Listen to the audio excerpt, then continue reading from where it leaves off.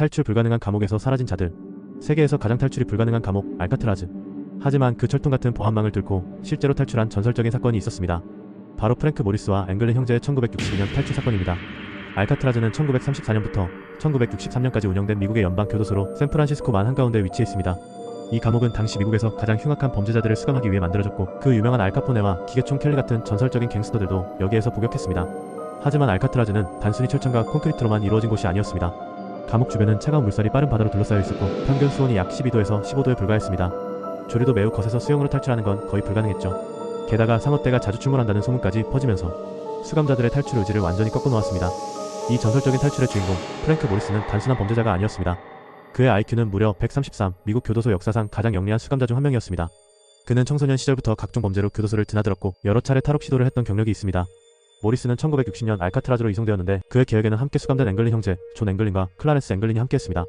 이들의 목표는 알카트라즈의 두꺼운 콘크리트 벽을 뚫고 환기구를 통해 지붕으로 올라간 뒤 바다를 건너 샌프란시스코로 도착하는 것이었죠. 이 계획을 위해 그들은 수개월간 준비했습니다. 그들의 첫 번째 도전은 좁은 간방벽을 뚫는 것이었습니다. 이들은 교도소의 각 방에 있는 작은 환기구를 넓히기 위해 숟가락, 수세미 그리고 낡은 전기 모터를 사용했습니다.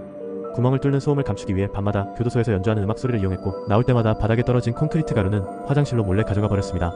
그리고 이들이 만든 구멍은 환기구로 연결된 좁은 통로로 이어졌고, 이는 지붕으로 올라가는 길과 연결되는 중요한 탈출 통로가 되었습니다. 하지만 탈출에는 또 다른 문제가 있었습니다. 바로 간수들의 야간 점호. 이들은 이 문제를 해결하기 위해 비누, 치약, 화장지 그리고 실제 머리카락을 모아 가짜 머리를 만들었습니다. 침대에 이 가짜 머리를 놓아두어 마치 잠들어 있는 것처럼 꾸민 것이죠.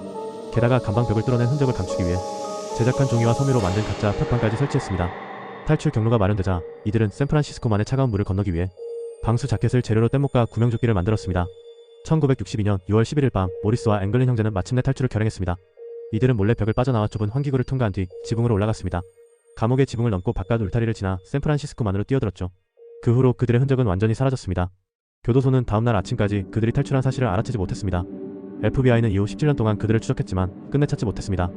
공식 기록에는 그들이 바다에서 익사했을 가능성이 높다고 적혀있지만 그 후에도 여러가지 의문이 남아있습니다. 앵글린 형제의 가족에게는 그들의 것으로 추정되는 사진과 편지가 도착하기도 했고, 2013년에는 앵글린 형제 중 한 명이 자신이 살아있다고 주장하는 편지가 공개되기도 했죠. 알카트라즈, 그 철통 같던 감옥에서의 유일한 성공적인 탈출. 살아있다면 고령의 노인일 그들은 정말 자유를 찾았을까요? 아니면 차가운 바닷속에서 영원히 사라진 걸까요? 이 미스터리는 여전히 풀리지 않은 채 남아있습니다.